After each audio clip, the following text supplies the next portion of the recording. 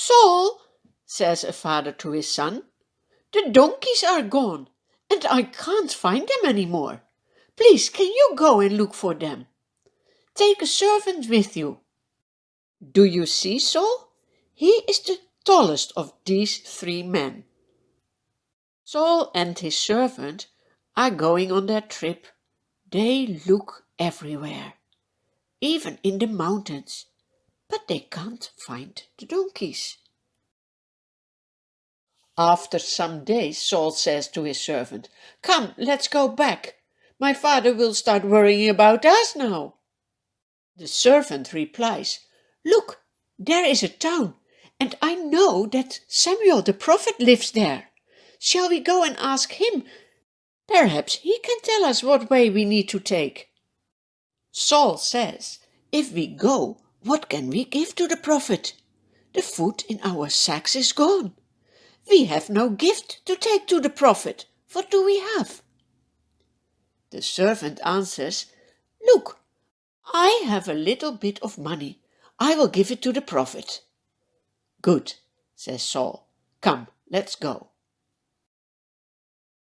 As they are going up the hill to the town, they meet some young women coming out to draw water. They ask them, "Is the prophet here?" "He is," they answer. "He has just come to town today because he will have a sacrifice and a meal with invited people. You will find him." When they enter the gates of the town, Saul sees an old man approaching him, and he asks, "Can you please tell me where the prophet lives?" Then the man says, "I am the prophet." Then Samuel invites the 2 men for the big meal he has arranged. And he says, "Don't worry about the donkeys you lost 3 days ago. They have been found." "Eh? How can Samuel know about the donkeys?" Samuel knows even more, because the day before Saul came, the Lord has revealed to Samuel that Saul will be the king. You remember that the Israelites asked for a king?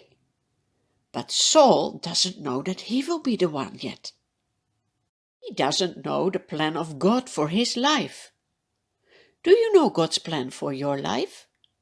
When you listen to God's words, you will know what God wants you to do. Then Samuel brings Saul and his servant into a big hall. There are about 30 men who were invited.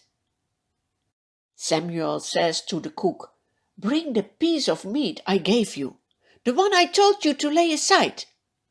The cook brings a nice piece of meat, a special piece for Saul. Together they enjoy a nice meal. That night, Saul and his servant are staying with Samuel as well.